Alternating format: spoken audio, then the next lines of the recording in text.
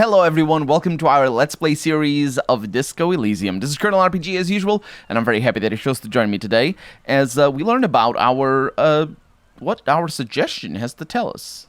Hey, so we've been monitoring you internally, and now we know your Copo type. Wait, there are Copo types? Yes. Guess what's yours? The cool cop? No, you're the sorry cop. The cop who's sorriest. Let's make it official then, shall we? Won't the other Copo types be jealous? What? Jealous of the sorry cop? I think they'll be fine. Don't worry. They'll be super fine. It'll be totally okay. You can dual Copo type from sorry to anything. You know, actually, I'm not sorry. I changed my mind. No, you don't. Come on. You'll be back to saying sorry in 2 minutes. Stop wasting time and begin the repentance. No, I'm really not sorry. Fuck off. Wow. Okay. Fuck off. Maybe we were wrong about you then. Check out the big balls on fire, cop. That was a health heal because of my big balls. Okay. Okay. Well, I really need cigarettes. I don't think I'm gonna find them at... Well, it's okay to... Because the way the checks work... Oh, we got a little girl over here. Oh, and this guy changed his place. Because the way the checks work, it is okay to get cigarettes at the end of my exploration. "'Tis shit ain't nothing to me," says this guy. Ooh, I can't actually talk to him. "I make my own way, 'tis all. Always have, always will." Oh, it's like is her name Morrigan? I don't remember her name from Dragon Age. Not sure about this one. Hello, little girl. Hello, sir. Step right in. The store is open. A young girl with chubby red cheeks waves at you, smiling. Her nose is also red from the cold. "I am the law." I know, sir. She stomps her feet to feel warmer. Yes, people get that you are the law. You really don't have to keep saying it. Are you interested in a new and exciting book? What kind of store is this anyway? It's a bookstore, sir. We sell books, postcards, and some board games. She points at the window. It's called Crime, Romance, and Biographies of Famous People.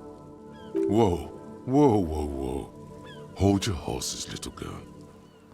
What's a board game? Board games are like little games on a table, made to pass the time. There are several different ones. She pauses to ponder. But sailors here mostly buy cards. What is a book? That is a book. She points at the stands. They have stories inside them. It's like someone told you a story in a really long letter. What's a postcard? A postcard She observes you for a moment. is a small cardboard picture. You can write a few words on the other side and send it to your friend or beloved. Interesting, thanks. My pleasure. Anything else you'd like to know? Is it okay if I ask you some questions? Okay, sir. I'll try to answer any questions you have. I hope they're about books. What is your name? My name is Annette, sir. My mum, her name is Plaisance. She owns the store. She's inside minding the register or organising the stock.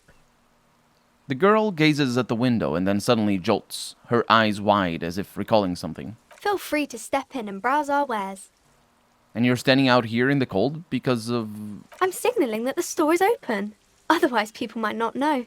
They'd miss out on the crime, romance, and biographies of famous people.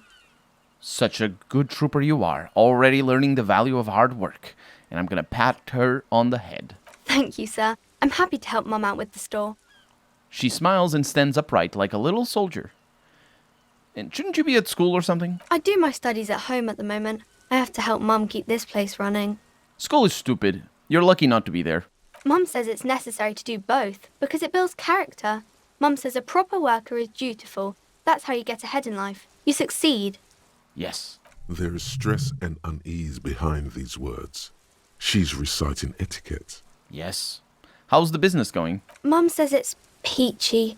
She was a little afraid at first, There's talk about this house being She looks over her shoulder. cursed. Cursed in what way? Cursed in the way that makes them say that no business has ever really thrived here, sir. That they all go... She's looking for the right word. Ass up? I wouldn't really say it like that, but I guess so. She blushes. This sounds rather serious. I should probably look into this. We can go into the bookstore and ask about the case. But I don't see much more to look into here. The lieutenant makes a note in his notebook. Yes. She chirps. Please do look at our wares inside. The postcards and board games you asked about are also there, sir. What do you know about the other failed businesses? Nothing really, sir. Mum doesn't allow me to sneak around in the back rooms or the cellar. She looks a bit disappointed. I don't really know what's there. Did someone say sneak around in the cellar? We should do that. How does this curse manifest itself? It does not manifest itself in any way. It does not exist. I liked it better when we were talking about whether it's appropriate to stand out in the freezing weather. But Kim, the plasmic manifestations... No such thing. The lieutenant stands at your side, stern and serious. Uh, The girl looks back and forth between you two. anything else you wanted to talk about, sir? I'm gonna stroke my chin. Enough about the curses, for now. Annette looks at your shaved, prickly chin. It distinctly contrasts with the oily mutton chops that surround it. Maybe I can tell you about some of our books instead.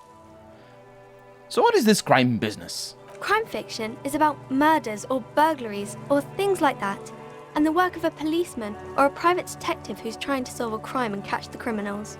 Okay, I get it. Crime murder gets the people going. She replies. And it's kind of like a puzzle too. You can guess who the criminal is or how the good guys are going to catch him. I'm a policeman myself, by the way. The law, as I said. You don't look much like a policeman. She examines you as if to find something policeman-like. Okay. Well, that does, what does a cop look like, then? Didn't mean to offend, sir. Sorry, sir. It's just that you don't look like Dick Mullen. She points to a book cover on which you see a strapping Vespertine officer. He stands grimly over the body of a dead woman. What? I used to be exactly like that Mullen guy. Then I decided to live a little. What's that mean? You know, cut loose, raise hell, blow off some steam. And everything's better now, sir? No. Why is that? Because a man can never be truly happy with who he is. Oh, okay. She blinks at you, not knowing how to reply. I shouldn't have said that thing about Dick Mullen. Well, it's not your body that's important in police work anyway. It's your... And I'm gonna point at my head. Head? Yes. No, your resilience. Our pain threshold kicking in. Not head, child. Heads. That's our drama, with the multiple heads there. And then I get 2 checks based on that. Flexibility. There are millions of different people out there, and you have to get into their heads. Sometimes you gotta be the killer to catch the killer. Isn't that very dangerous? She examines the picture of Dick Mullen. Policemen live and breathe danger, little girl. Mullen obviously lacks the chameleonic skill. Unlike you, sir. She smiles mischievously. He's just a fictional character. He's no match for you. Maybe you can show me some real police work, sir. Like in the books. The cover image of Dick Mullen seems to stare at you with harsh disapproval. Okay, I'm going to deduce something now. And I have a +1 because of my anxious body language, or her anxious body language, I don't actually know, and +1 because afraid of the curse. I am afraid of the curse. That's good. Okay, let's deduce something. The girl keeps her hands folded, hidden. Why is that? Hey, why do you keep your hands folded? What do you mean, sir? She looks wary. You don't need to be worried. I'm here to help. She looks around anxiously. Her hands remain folded in front of her. She doesn't want to show them. The lieutenant stands by, looking at the two of you with little interest. It's okay. She brings out her reddened hands, her nails frayed, nearly chewed down to the flesh. You bite your nails. And you knew this from me keeping my hands folded? She shoots you a suspicious glance. It's super simple for a detective such as myself. Well, that proves nothing. Anyone could do an easy deduction like that. Her eyes flash with defiance. She's not impressed. Oh, you want more? Bet I can figure out why you bite your nails. I got a few reasons in mind. She nods, half provocative, half enthusiastic. You're uptight because of your mother and the pressure she's putting on you. Dismay flickers in her eyes. Maybe so, sir. She sighs. Okay, I know it's a bad habit, and I shouldn't. Either way, another ace deduction by the #1 detective in town. It was okay, sir. She's still got a rebellious streak. There's more that can be achieved here. Ask her to do the same. You think so? Fine. Do better. Deduce something about me. You're quite sober. She snaps back quickly. The lieutenant does not flinch at the comment. He does not flinch even a single bit. He is intensely not flinching. It takes effort. I'm also sad, and my head hurts. I'm sorry, sir. I hope things get better soon. She looks you in the eye, a gleam of sympathy on her face. There she stands, swaying on her feet, assaulted by the early spring breeze. She smiles at you. The whole situation suddenly feels familiar, somehow. I have a suggestion check over here. Okay, see you around, Annette. Let me see if I can bring my suggestion up, not by skills, but by pence. Because, oh yeah! We have a suggestion thing in our... Oh, didn't I like this better? Oh, this is for logic, and mine is authority. Yeah, we dump our authority in this house. So, suggestion is pretty good, actually. Okay, so I can put that over there and keep this. This is the bad one, isn't it? Yeah, oh yeah, because it's conceptualization with a minus. And I have a conceptualization with that. Although, those are different. So they are not minuses. Okay, I can handle that. I think. Is that what I like? Esprit de corps instead of our suggestion. That's the one. Yeah. Ooh. I don't like that. What is this? Signal blue naval coat. I captain and minus half light because official. I think I pronounced it. Official poise. This classic double-breasted coat suits everyone, including you. And if you ever find yourself battling winds at the helm of a ship, then the coat's heavy fabric has got your back. Even if moths have left a few holes in it. It's fine, don't worry about it. So. Hi, Ace Detective. Are you here for more books? She smiles warmly. What are you missing here? Why does this feel familiar? Let's go with that. You have absolutely no idea. Familiar? How? You must have forgotten something you heard again. I must have. Maybe this is gonna unlock some more stuff. What is romance? It's the type of book where there's a rich lady and she has to choose between the good man and the bad man. She smiles at the thought, perhaps imagining herself in that situation. Or there could be a story about a poor lady getting a rich man. It's about man and lady business, sir. What about a book where man and lady business doesn't work at all? I haven't read many of those. Maybe you should ask Mum. Yeah, you think she has one about excruciatingly painful breakup? I don't think it's a romance story if the main characters break up, though. She pauses, trying to figure out the appropriate answer. No. Think about it. One where they plunge into a torrid spiral of pain and recrimination. Only it's really long and drawn out. Scarred for life. Phantom limb. No, I don't know. She looks at you with puzzlement. You can take this. Blossom like a pain flower. Yeah, and it drags on years and years with no resolution in sight. The girl is at a loss for words. Each of you filling with resentment and bitterness for having ruined each other's lives. She shifts and sways on her feet, looking confused and uncomfortable. Each of you tearing at each other's innards, leaving a gaping emptiness, a vacuum heart that still hurts ceaselessly. Dang it. I'm sorry, sir. I don't know how to help you. I don't need help. I need a real book that tells it how it is, not this drivel. Sir, sorry, sir. I'm still little. She stumbles on her words. I can't... Don't worry, little girl.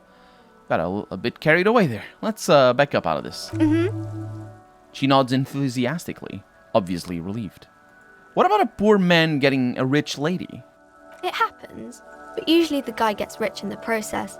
Or should actually be rich himself, but has lost his family property unjustly, like during the revolution or something. I see. Those are unhappy books, for most of the pages. People sad about what they have lost, but then it all turns out just fine in the end. What about when both of the men are bad? These are not very common. You can't have a choice between bad and bad. Nobody wants to read a story like that.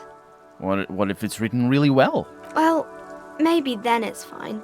Maybe if the lady then decides not to pick either, because she doesn't need a bad man. Yes, that would be interesting. What about when everyone is poor? That's really not a proper romance story. That's more like everyday life. Yeah, poor people are boring. I guess, yes. People in books are always very interesting, especially the romance people. That's enough romance for me. I had other questions. Maybe some about other books? She rubs her chilled nose with her fist. Who are these famous people? Oh, kings and queens and generals of old, or artists and writers, or musicians, those kinds of people. There's usually something extraordinary about them. She scratches her cold, reddened cheeks and then continues. I think that's why people read them, to find the secrets of their fame. Seems like most people who read those books fail to get more famous from reading them. Reading those doesn't make the readers more famous, does it? But it does make the famous people more famous. She smiles gleefully. Fame sounds delicious. Maybe someone will write a book about me one day. Why would they do that, sir? Because I'll be a superstar cop.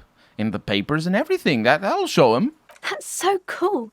Maybe they'll make you a book cover picture and everything. Standing over a dead body, holding a gun. Yeah, okay. That's good. I'm gonna need a little bit of suggestion. Extra one over there. I think I might have drugs for that. We'll see. Yeah, we'll take drugs before talking to the little girl. That sounds like exactly what I would do. I really should get this for myself. Was that for myself that was written there? This person wasn't here before, by the way. Hello?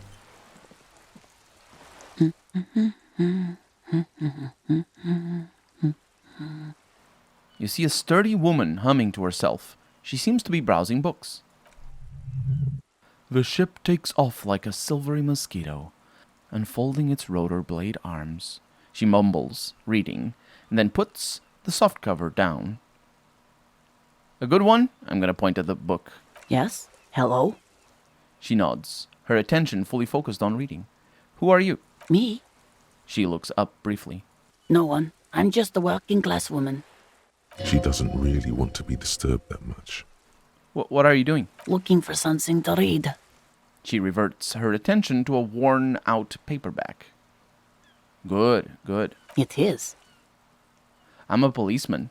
I know you are. Everyone can see that. The rectangles. He points to his sleeves. Do you need the help of a policeman? What with? She tries hard to focus on the bookstand. I'm gonna watch her browse books. Her hands move over the book covers. The tips of her fingers look rough, stained with yellow. It seems like she has spent a lot of time at work, smoking. An array of neurons fire up with joy. Bum her a cigarette, lest it turn to pain. Oh, do you smoke? No, I don't. I know for a fact that you smoke. Why do you think that I smoke? She looks up, slightly startled. I suspect I may possess supernatural abilities. No, you don't. She puts her hands into her coat pockets. Just give me a cigarette, please. I already told you I don't have any. Go bother someone else. She's lying. She's goddamn lying. She has smokes. Just give me your cigarette, okay? Just don't lie. Sorry, officer. She stares at you in disbelief. Do you know where I could get a new pack? From the kiosk? There's one near the harbor. It's frita. You can look it up. Okay, thanks, no problem.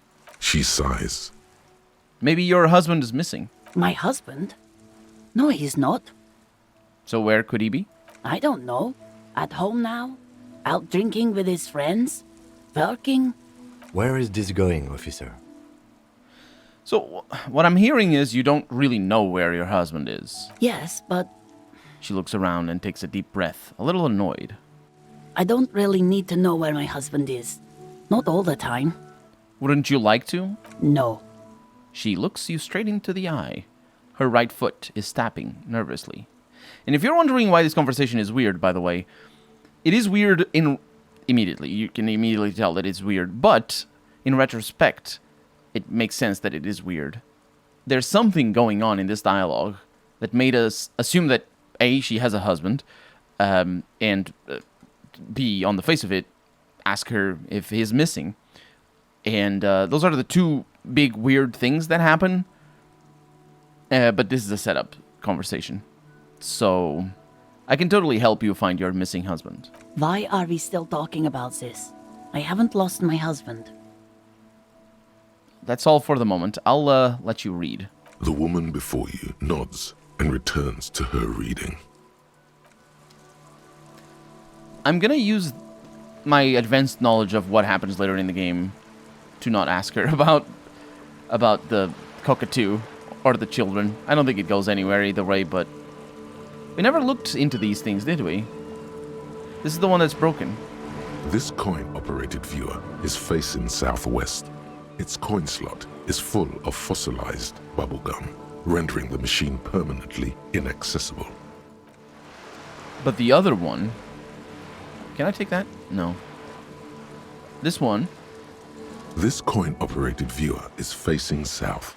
The instruction manual says to insert 25 centimes and pull the handle while looking inside. Then use the focus knob to zoom in if necessary. That's not what the... That should be the zoom knob, by the way. The focus is a different thing. It's a different... The focus is the distance between the lens and the receptor... Well, there's words for it. And zoom is... Actually, what is zoom? Is zoom... I don't know about cameras well enough. This is effectively a camera. I'm going to insert a coin. Your money disappears into the coin slot. A clunk. The ring of metal. I'm going to pull the handle and look inside. The curtains on the display open. You lean in to catch the view. It's blurry. Different blues and greens. In the middle of the shimmer stands a drab grey shape, like a ghost. I'm going to turn the knob and focus my vision. The lenses shift. The ghost sharpens into an islet in the bay. An islet in the bay. Islet in the bay. An islet in the bay. In the ruins, a man-made structure is visible. A half-sunken sea fort. Its concrete almost reconquered by nature. It looks as if it was abandoned quite some time ago.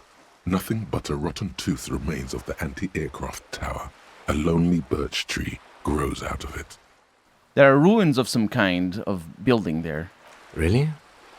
I don't have the eyesight to make it out. The lieutenant takes his glasses off and cleans them. Huh. Well, we got a little bit of experience, and I was correct in my suspicion that that was mispronounced. And Google Translate is a great tool to learn how to pronounce certain words, especially names. And well, not especially names, especially common words, or rather uncommon words that you wouldn't know how to pronounce. But names work as well. It's good when you're trying to figure out how to pronounce somebody's name, especially if you don't know their nationality, and Google just sort of figures it. Just an ordinary wall. Nothing to see here. We'll have some cigarettes. Soon, Kim. Soon. I will have some... I could buy them at any time. Just... So if you're wondering what we're doing, or wondering about what we're doing, I am going in the wrong direction, is what I'm doing. Wow. What a terrible thing. I went completely in the wrong direction. It's a good thing, though, because we talked to the little girl because of it, and also to the book-interested lady that I actually didn't see her name. I don't think she introduced herself, but obviously the game gives her a name. And where we're going is we're going to Evracht. We absolutely have to talk to Evracht about many things, but one of them is about our gun, because he might have some pull on that. Our mission doesn't tell us that we need to talk about our gun, but that is the reason why I'm going there. And also, we've been there recently, so it makes sense for us to continue pushing our narrative in that direction, I suppose. But of course, because we don't run, we're also very slow. Should I grab some cigarettes on the way? I suppose that wouldn't be a bad thing. Yeah. It probably wouldn't be a bad thing. I also might have some tear. I definitely have some tear that I can pay or get money for. So, let's take care of that. Hello. She doesn't care. The tear machine stands in the corner. A sign says, 1 bottle equals 10 cents. I'm going to insert my bottles. Your bottles clunk into the machine, and the money appears with a satisfying jingle. You're a richer man now. Do you know what you should do with that money, kiddo? You should buy more alcohol. Enter the endless cycle of consumption. Yes, electrochemistry. I will do that, but not right now. I need tobacco. A colorful display of cigarettes and alcohol bottles line the shop wall, inviting you closer. Again, I'm obliged to inform you that both alcohol and cigarettes damage your health. Yeah, I know. Except alcohol is the morale one, which sucks. I will, when I heal from using moralist options, I will drink alcohol right away. I think I should have the vodka. I mean, I suppose... Oh, no, it's grayed out because it's so expensive. Wait, are these cheaper than I remember? I thought they were more expensive. Give me the Astra cigarettes, please. Here you go, mister. Do you sell speed at this establishment? Huh? Speed. Like, speed. No, Frit doesn't do that. She blinks at you, bewildered. Of course not. The lieutenant says, glaring at you. Frit is an establishment that acts within the law. Is that all, detective? Bah. What's the point if they don't even sell the good drugs? I know, right? I know. But we're out of time for the day anyway, so we wouldn't have time to do speed. So yeah, that's gonna be that for right now. I'm Colonel RPG, and this has been Disco Elysium. I really hope you've enjoyed it, and if you did, go ahead and leave a comment, like the video, but above all, thank you so much for watching, and I hope I'll see you next episode.